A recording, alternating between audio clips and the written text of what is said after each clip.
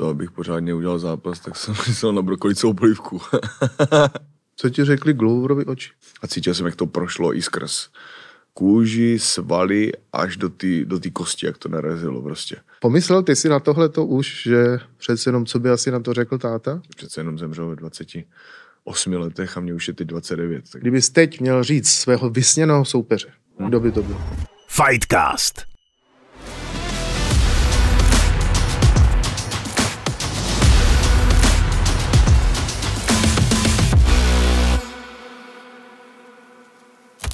Rozhovory Ondřeje Němce s bojovníky. Fightcast. První český UFC šampion, to znamená jediné, jméno Jiří Procházka. A právě on je mým dnešním hostem ve Fightcastu One, jehož partnery jsou AHIFI, eSport.cz a Fortuna. Fightcast. Ahoj Jiří, jsem rád, že jsi dorazil, je to pro mě čest. Pro mě taky. Moc si to vážím, všichni vědí, co jsi dokázal, jak jsi oslovil svět. A já ti položím takovou otázku, kterou možná ti asi nikdo nepoložil, protože všichni věděli, jak jsi vyhrál, jak ti zvedli ruku, jaká byla euforie v hale, na co jsi odpovídal. Ale nevěděli to, že potom, když jsi prošel tou bouřící halou, jsi šel do šatny, tam tě nějak ošetřovali a ty si, jak jsem se dozvěděl, pronesl. Dal bych si brokolicovou polévku, ale s hodně krutonama. Tak už jsi měl brokolicovou polévku? Ještě ne. Ještě jsem brokolicovou polévku neměl. Já jsem měl chuť spíš na ty krutony hodně, ale ta brokolicová se k tomu hodí. Ten krém je dobrý. Jako, proč napadlo zrovna tohle? Byl to vtip, nebo opravdu? To mě tak prostě prolítlo hlavou. A místo, abych pořádně udělal zápas, tak jsem myslel na brokolicovou polívku. Doteď stále opakuješ, i jsi to říkal na té tiskovce, že místo toho, abych udělal správně zápas a tak. Jo, pořád tak to tam je, že podle tebe měl mít jiný průběh? Myslím, že. A jaký? Jo, úplně jináčí, prostě tak, jak jsme to připravovali s týmem. Trošku jsem to chtěl vést v jináčím rozpoložení, jako sám. Mm-hmm. To se úplně nepovedlo, tak se muselo prostě jenom prostě čistě makat, bojovat. Co prostě přijde, co přišlo. Čekat na nějakou příležitost a prostě přišla v posledních sekundách a tak jsem to tak nějak využil. My už jsme se bavili na té oslavě v Singapuru a já jsem ti říkal, že ten průběh zase opravdu šokoval svět.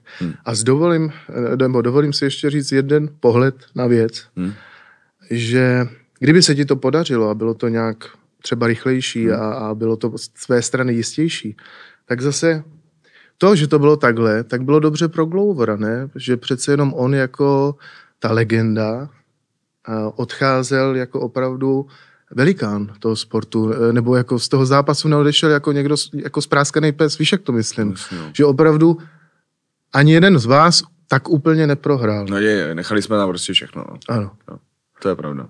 Takže ten průběh nevím, jestli pro lidi je to super, dají tohleto, pro mě jako pro bojovníka, zápasníka,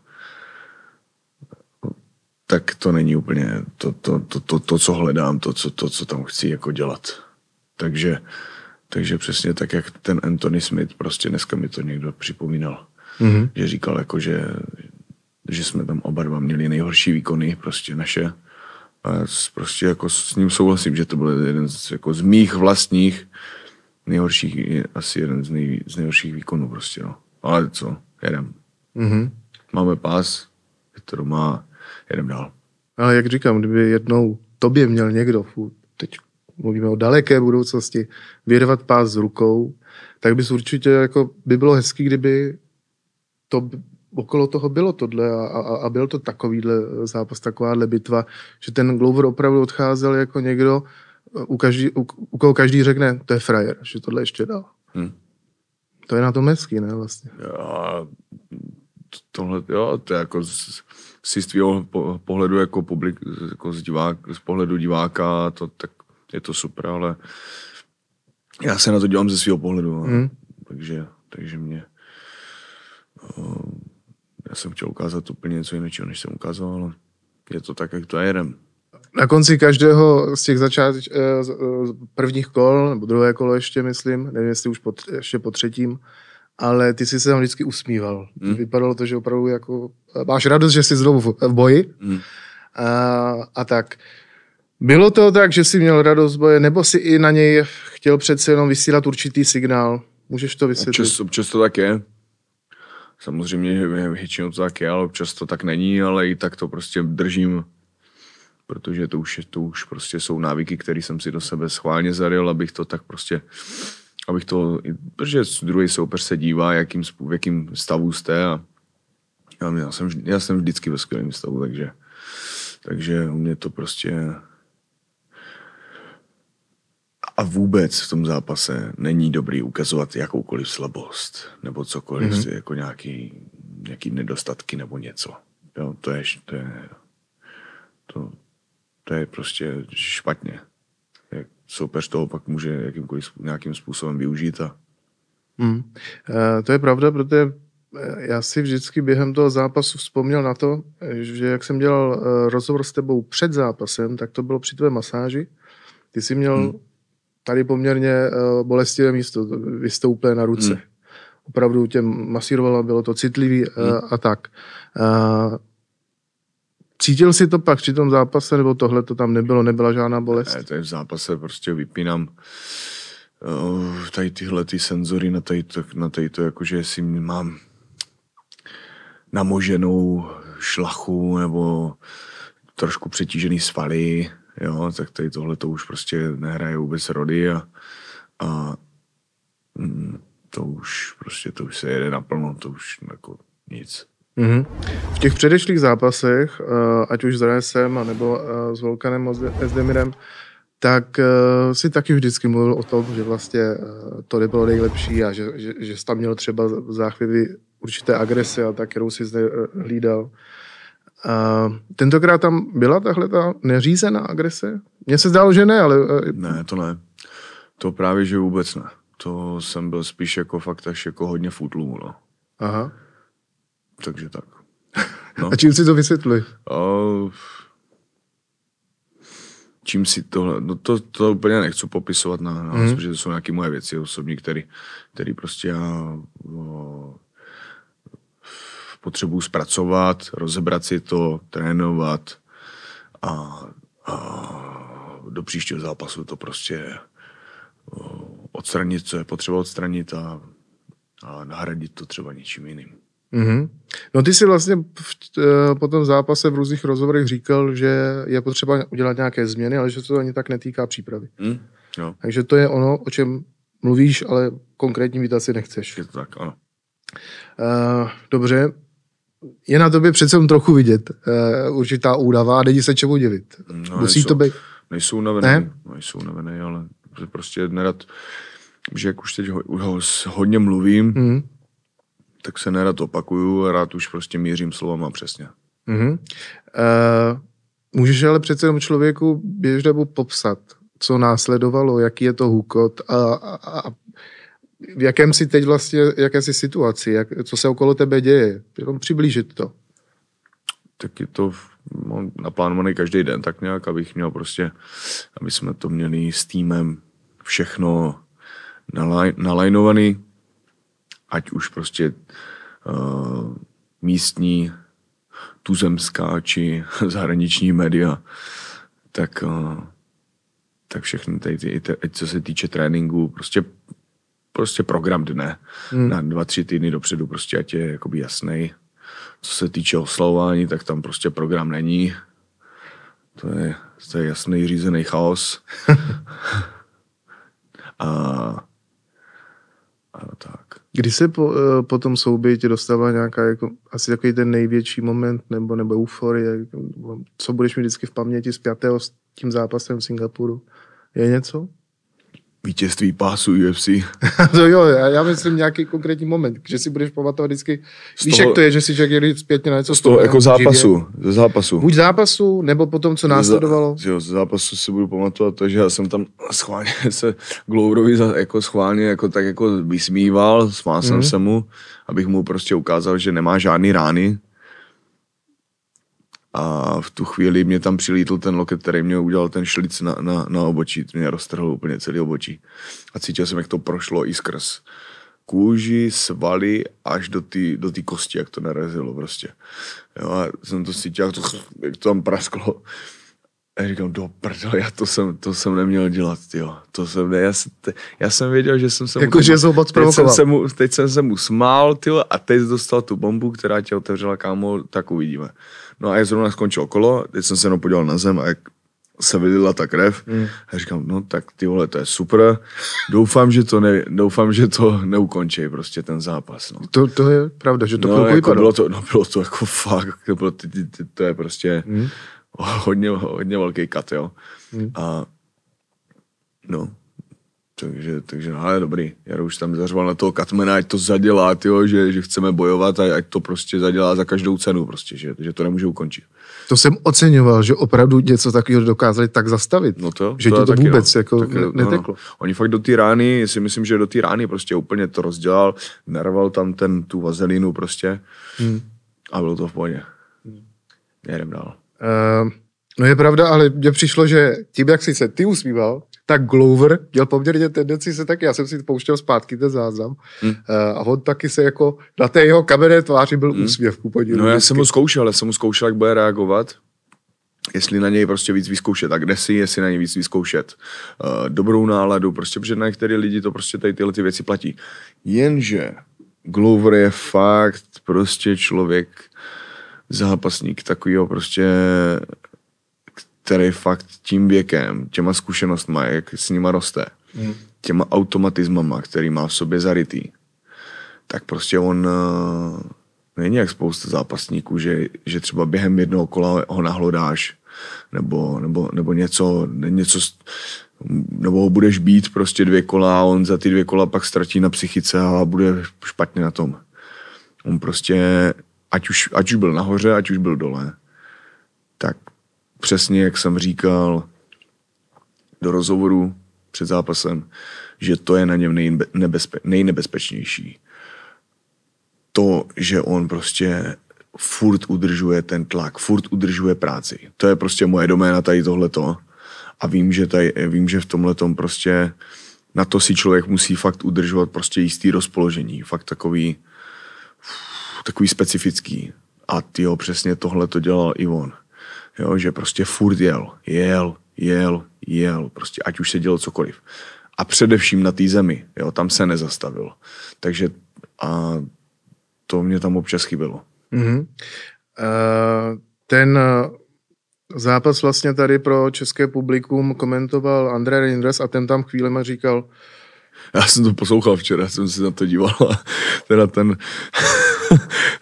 hezký fandil, prostě to bylo fakt... Ano, to bylo až to bylo hezký, jako, že se mě to líbilo a jo, no, já se omlouvám, protože takový výkon, jaký jsem fakt udělal, prostě to je...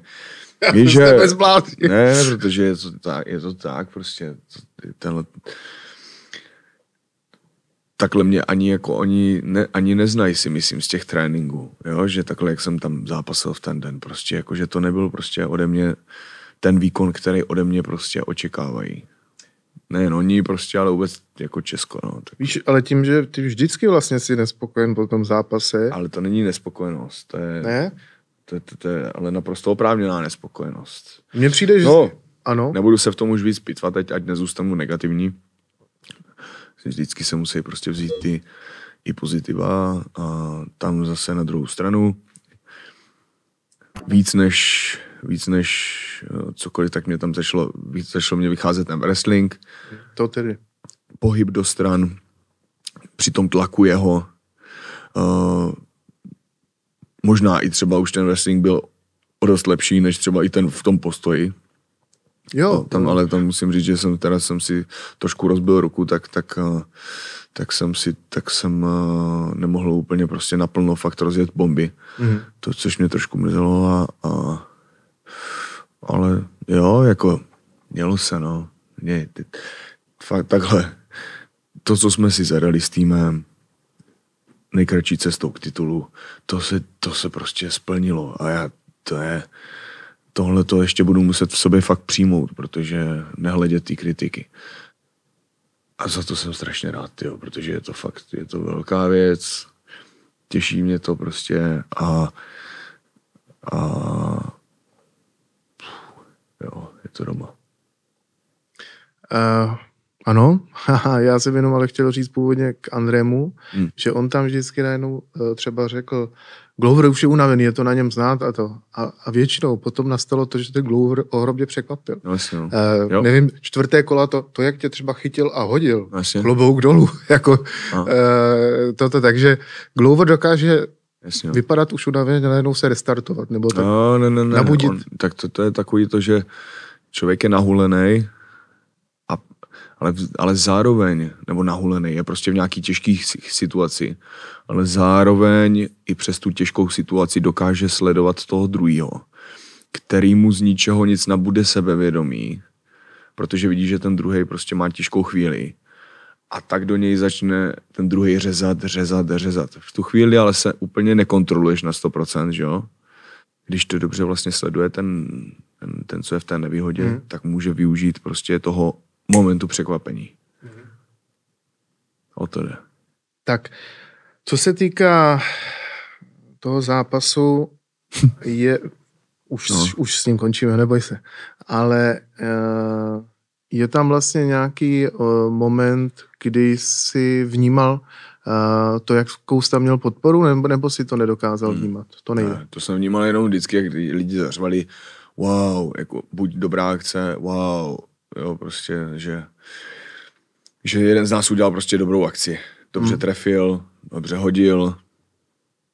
Protože já tak to jsem jako tak vnímal. Trenéry jsem neslyšel skoro vůbec, spíš vůbec, jenom možná jediný co, mezi kolama Martina a občas Jaroslava prostě, když jsem tam byl na té zemi nějak blbě. Mám pocit, nebo by to přišlo, co jsem slyšel z toho záznamu, že oni jsou na tebe trošku jako hodně a zlý policajt, že Martin byl kryt. Ne? No, že Martin ti tam říkal. Říkají mi, co je potřeba, no. Udrže to a Jaroslav tě zase jako tak příjemně povzbuzuje, mi přijde. Jakože. Mimochodem, když se teď dotýkáš svého copánku, zůstaneš u něj u dalších bitev, myslíš? Uvidím. Protože jsem si říkal, jestli... Uvidím. Jak se uplatnil v boji. A ještě k Andrému. On mi, když jsem s ním rozhovor, říkal, že je lepší se během boje nedívat soupeři do očí, protože právě může přece ten pohled nějak toho člověka zlomit. Může tě jako zápasníka. Mně přijde, ty to naopak vyhledáváš, že opravdu tam hledáš ten oční kontakt, chceš ho ovládnout, nebo co tam je? Co se týče zápasu, tak tam ten kontakt vyhledávám, no, protože ono z těch očí se dá hodně jako fakt vyčíst. Fakt hodně. A dá se prostě pak s tím nějakým způsobem manipulovat s tímhletím, s touhle získanou informací. Takže to je jediný důvod, proč to dělám. Abych mohl nějakým způsobem s tím nakládat, no. Co ti řekli Gloverovi oči? Jo. Z Glovera jsem cítil... Bylo to postupně v tom zápase se to měnilo. Jo, a to bylo prostě, buď to bylo vždycky jako, že si věřil, anebo že ztrácel, že ten fyzický fond, že to z něho šlo cítit. Občas prostě nabýval, ale bylo tam furt z něj cítit to, že ať už se stane cokoliv, tak vždycky prostě bum, bude se to snažit otočit. Bude se snažit prostě jet až do konce prostě. Odhlučnění automobilů v maximální účinnosti, hudba do auta a prémiová autokosmetika. ahifi.cz, sponzor pořadu. Byl to nejtěžší soupeř, co jsi kdy měl? Tyjo, to nejtěžší. Ono to tak může jako divákovi připadat. Teď nad tím přemýšlím, jestli. Určitě to nebylo úplně třeba fyzicky, nebylo úplně nejsilnější nebo kondičně úplně nejpřipravenější z mých všech jako soupeřů. Ale co se týče mindsetu, tak si myslím, že je jeden jakoby z nejsilnějších. Co se týče prostě fakt nastavení mysli, toho, jakým způsobem přistupuje k boji, tak asi ano. Tvůj trenér Jaroslav Hovězák právě říká, že to, jak mluvíš občas o tom, že bys byl schopen boji zemřít, tak říká, že to je pravda. Mně se právě tohle, byť nakonec odklepal, ale mně se zdálo, že tohle ten Glover taky má. Že by skoro byl schopen padnout. Že jde až na tu... Vlastně hranu, no. Když si vezmeme, teď se hodně spekuluje, kdo bude asi tvůj další soupeř. Mluví se i případně o odvetě s Gloverem a tak dále. A samozřejmě Jan Blachowicz a tak dále. Kdybys teď měl říct svého vysněného soupeře, kohokoliv, kdo by to byl? John Jones. Je tam. Ale jasně, že jo, tak je prostě nejlepší jako ze všech to vysněný soupeř. Ale to je, co se bavím prostě fakt jako, co se týče toho MMA světa, jako z lidí prostě z těch bojovníků, tak prostě člověk s nejvíce skillama, nejvíc prostě zkušenostma toho, kterýho vnímám já jako prostě asi nejlepšího. Jo, takhle to je. Teď takové veselější téma. Po tom zápase si říkal, ptali se tě, co tě čeká, tak, jak bys si rád odpočinul. Mluvil jsi o výletu lodí. Už si nad tím nějak víc přemýšlel, protože vím, že víš co, ty vždycky, když se tě takhle ptají, co chystáš, tak někdy odpovíš v žertu. Jednou si řekl, pořídil si drahou káru a rozfláká by. Tak jak je to s tou lodí? No rád bych teď posunul i tu káru, jako fakt to je teda uskutečnit. Teda nemyslím to rozflákání, ale aspoň i to mít. A co se týče té lodi, tak to doufám a věřím, že to zrealizujeme s klukama, protože rád bych prostě fakt někam odjel, a nezabýval se třeba 14 dní ničím jiným, než koninama prostě. Než koninama, co mě prostě jen tak napadnout, jo. Protože to už jsem dlouho neudělal a myslím si, že to bude super relax. Nebo relax, prostě.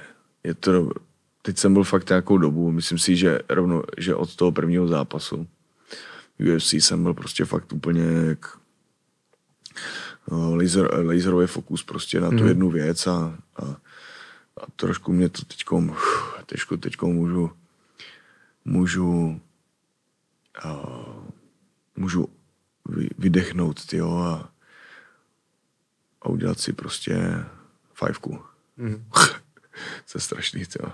Proč? Ne, jakým způsobem to beru prostě, jo, takový jako nechci to prostě brát jako nějaký prostě od 5 si UFC titul a takhle prostě, protože je to věc, ke který mám vztah, k tomu boji mám vztah, mám ho rád prostě jdu do gymu a jen tak trénuju, jen tak se pohybuju a postupně jsem to prostě v té cestě za tím titulem začal jsem to ztrácet, prostě tady tu chuť, tu lásku k tomu boji, protože to byl prostě jenom hon za titulem.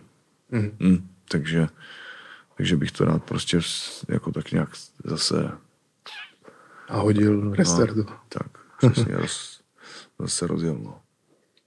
Když si řekl, že teda ta loď a s přáteli a tak, já si vzpomněl na to, jak jsem byl tenkrát na tvé oslavě prvního vítězství a tak mě napadlo, jak ta loď pak bude vypadat. Když chceš dělat 14 dnů reje, tak to možná nebude stačit jedna loď. No, jo, uvidíme. No, něco vymyslíme.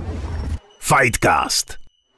Jaké bylo i to, že přece jenom bylo to v cizině, ale měl jsi tam lidi svoje a pak jste teda, ty jsi spěchal, vím, ale mohl z toho hned oslavit s nima, bylo to takový příjemný.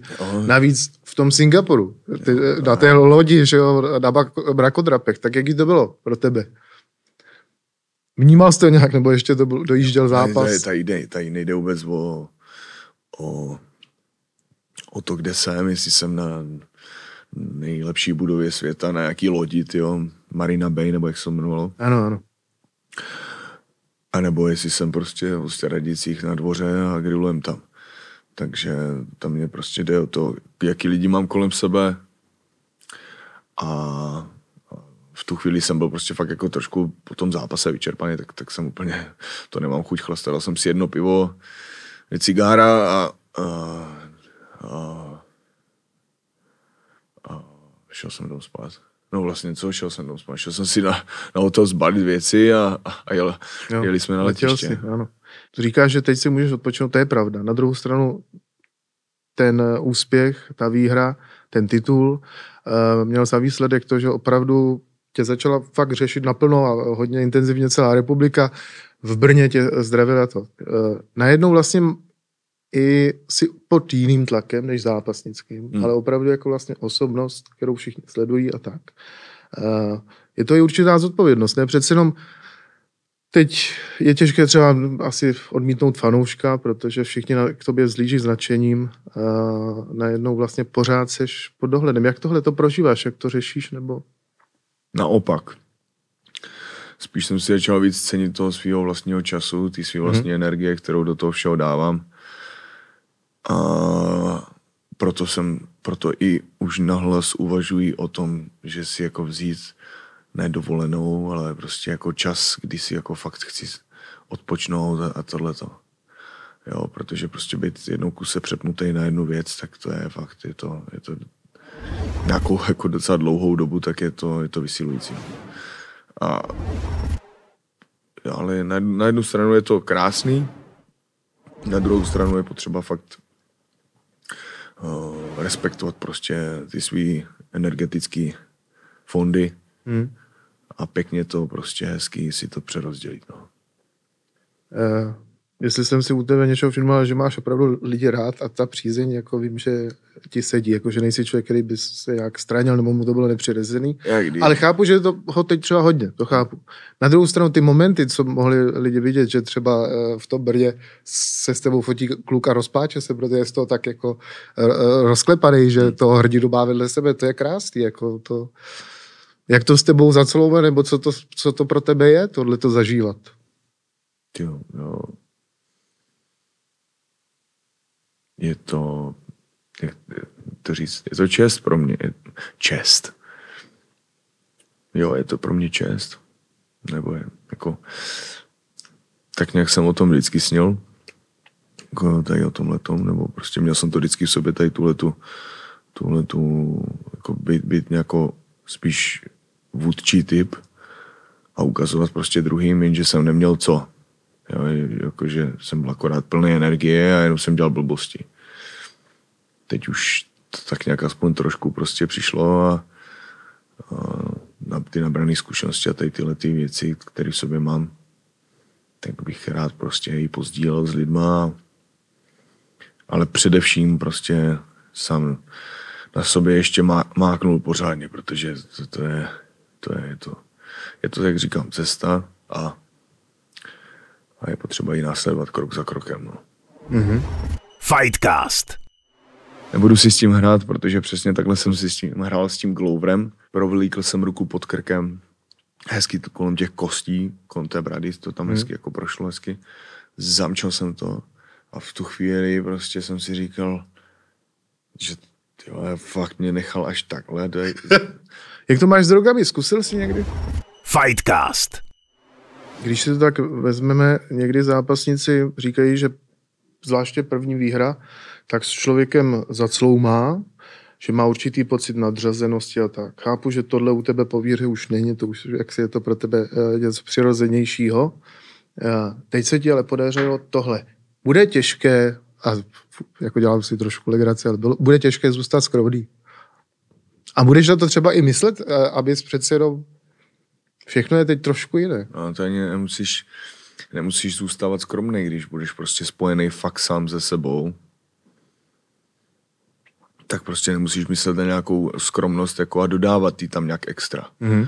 Jo, protože prostě budeš jako vědět, že co se týče světa zápasníků, světa boje, tak mám jasný prostě cíle a jasný mety. Ale co se týče prostě jako toho lidského fungování, tak prostě jsem člověk jako každý jiný. A to je potřeba mít prostě na paměti non-stop, protože občas to přeroste a změní se to. Že ten člověk občas uvěří v tu svoji roli nadřazenýho a nejlepšího frajera na světě a pak začne být problém, když k tomu člověk moc přiroste tady k tomuhle. No.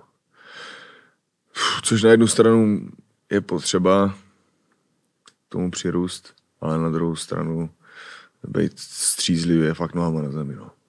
Mm-hmm. No vzhledem k tomu, jak stále o sobě mluvíš sebekriticky, tak to asi nebude tak těžké. Jo, jsem kritický k sobě, ale jsem kritický k druhým, takže... Ano, to je dobře, ale nicméně to, že teď jsi se opravdu pro lidi stal takovým superhrdinou, sportovním hrdinou, nechci to přehánět, ale je to tak. Bereš to jako zodpovědnost? Vnímáš to jako zodpovědnost? Jo, samozřejmě. Jo, to je především je to zodpovědnost. Já jsem tam vlastně měl možnost mluvit s těmi lidmi, kteří tě přišli na místo podpořit a byla tam tvoje sestra, opravdu přátelé z Hostěradic, jeden vlastně kamarád i tvého otce, který ho zažil a ten mi hned jako vlastně říkal, to by Jirka, ten by to tady roztočil a ten by skákal do stropu a to. Byl z toho hrozně... Pomyslel ty si na tohleto už, že přece jenom co by asi na to řekl táta? To ještě ne. V Hostěradicích jsem ještě nebyl. Jo, většinou není, myslím, nebo takhle mám ho ve spojitosti prostě z Hostěradice. Tam na hřbitov za ním občas chodím. Takže ještě jsem tam nebyl, ještě jsem tam nedonesl trofej, kterou jsem ukořistil. A takže tak. Takže no, to ještě nechávám dosednout. No on teda říkal, že tím, jak ho znal, tak říkal, Jirka by byl hrdý jako hrom, to prostě, to bylo takový hezký, jak on na něj myslel teda přitom. To asi jo, ale tak co víš, že teď už by byl o mnoho let starší, protože přece jenom zemřel ve 28 letech a mě už je teď 29, takže už jsem rok starší než můj otec, když zemřel. Takže... To ano. Nakolik si myslíš, že přece jenom tahle ta věc ovlivnila tu cestu, že se stala? To myslím si, že úplně ve všech směrech. Že je to jako fakt to je úplně takový nějaký nezákladní kámen tohle toho všeho, ale prostě je to takový ten hlavní pilíř. No. Když si to tak vezmeme, co se týká toho úspěchu, co teď bereš jako tedy další cíl? Už jsi nad tím přemýšlel? Dobrá otázka. Konečně, tak to jsem rád. Konečně, tyjo. Wow. Vím, co beru jako další cíl, ale nechci to prozrazovat. Tak děkuji, skvělá odpověď. mám to už tak nějak jako lehce v hlavě a rád bych si nad tím sedl při nějakém ze svých tréninků, před začátkem tréninku při čaji, tak bych si nad tím určitě chtěl sednout a celý si to pořádně rozvrhnout. Až prostě do těch dalších met prostě. Když to právě, jak jsi řekl, že to určitě mělo vliv a ta tvoje cesta se odvíjela i kvůli té tragédii takhle, napadne tě někdy, že bavili jsme se už o tom párkrát, ty jsi říkal vždycky, že je to o tom, že člověk přirozeně přijde na tu stranu dobra. Když třeba ty bojové sporty tě tam i směřovaly, prostě, že člověk nakonec zjistí, že vlastně musí, nebo chce být dobrý a jít tou správnou cestou. Kdy jsi měl nejblíž ke straně zla, když to tak nazvu? Bylo to tam? To od prvního zápasu UFC to tak nějak začalo. A to tak nějak trvá do teďka, no. Protože to jsem si začal tak nějak, no já to nebudu ani úplně popisovat všechno, ale je to práce prostě s tím egem, no. To práce s tím egem, s tím, co k sobě člověk ke svýmu egu připoutá, co nechá ze své udělat jakoby, co připoutá k té své identitě, co všechno k němu to. A myslím si, že teď je ten čas, kdy prostě se přesně tady tyhle ty věci jako to stávají, protože teď je třeba prostě zůstat fakt jako hlavně při zemi a furt se udržovat a především mentálně, protože to ovlivňuje všechno. Mm-hmm. Takže opravdu to takový ten pomyslný boj dobra se zlem v sobě, toho anděla, ďábla, svádíš jakoby teďko nejvíc v posledních letech? Já si myslím, že to bude teďko. No. Mm-hmm. No je to tak, protože fakt už cítím to na sobě, když občas prostě povolím a nechám to, tak prostě pak i v reakcích ke druhým lidem, k fanouškům, k různým novinářům prostě, tak prostě už nejsem úplně tak ochotnej, jak dřív, ale zase na druhou stranu nemůžu, protože, jak jsem řekl, už prostě znám nějaký svoje energetické fondy a nemůžu prostě fakt plýtvat. Jo? Už prostě je to doslova plýtvání, protože někteří lidé prostě neznají hodnotu toho času, který jim někdo jiný věnuje. Mm-hmm. A kdyby si uvědomovali každou tu sekundu, vteřinu, minutu jako umělecký dílo, který prostě můžou do čehokoliv vložit a oni to prostě jen tak jako ledabile prostě odbydou nějak ale přece jenom většinou je to jako nevědomostí, že jo. Mm-hmm. Tak nejde se prostě zlobit ani, ale prostě mám rád tady v tomhle to Japonsko. Nekompromisní, jasný a ta hierarchie tam je prostě absolutní a je to krásný, no. Jako tady v tomhletom pak fakt prostě nedochází k žádnému plýtvání. Odhlučnění automobilů v maximální účinnosti, hudba do auta a prémiová autokosmetika. ahifi.cz, sponzor pořadu. Ale zase na druhou stranu člověk občas musí jako mít věci, tak říkajíc, uprdele prostě. Ne fakt, je to důležitý, protože ta vážnost potom ta vleze do všeho, do každého koutku života a začne brát vážně prostě všechno sebe, hadry, oblečení, vzduch, krev, všechno prostě zase začne brát vážně, až to prostě je celý v napětí, prostě celý ten život. No a chce to najít nějakou tu rozumnou míru, no. Mm-hmm. Je to tak. Mně se hrozně vždycky líbí, jak nad tím vším takhle uvažuješ, sebekriticky a tak. Když o tom tak mluvíš, tak vlastně opravdu jakoby ses na sebe i díval zvenčí. Jo, je to tak. A ty o tom vždycky mluvíš v zápase, že se vlastně tak trochu vidíš i jakoby ze zhora nebo tak při tom zápase. Jo. Plno lidí, když si to třeba přečetlo, tak vlastně nevědělo, jak to myslíš, ptali se mě třeba, tak jak to je? Co ty opravdu vlastně vnímáš nebo vidíš při tomhletom fokusu? Zápase? Ano. Tam vidím tam víc úhlů pohledu, že jo? Podle toho, jak moc jsem línej, se tam jako přemýšlet nad tou situací. Protože vždy musíš zůstat jakoby duchem přítomný a vymýšlet, automaticky reagovat, nechat tělo automaticky reagovat tak, jak jsi ho vytrénoval k tomu prostě, aby v tom boji automaticky reagovalo.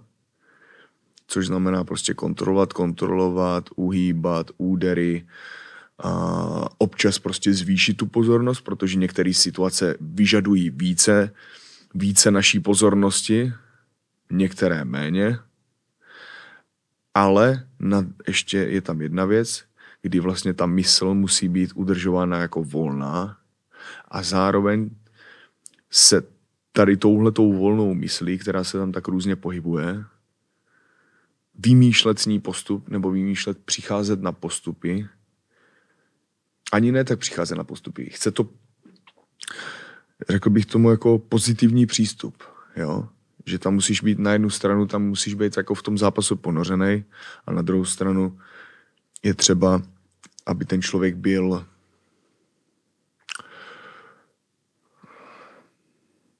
absolutně nespoutaný s tou situací a snažil se vymyslet postup, vítězný postup.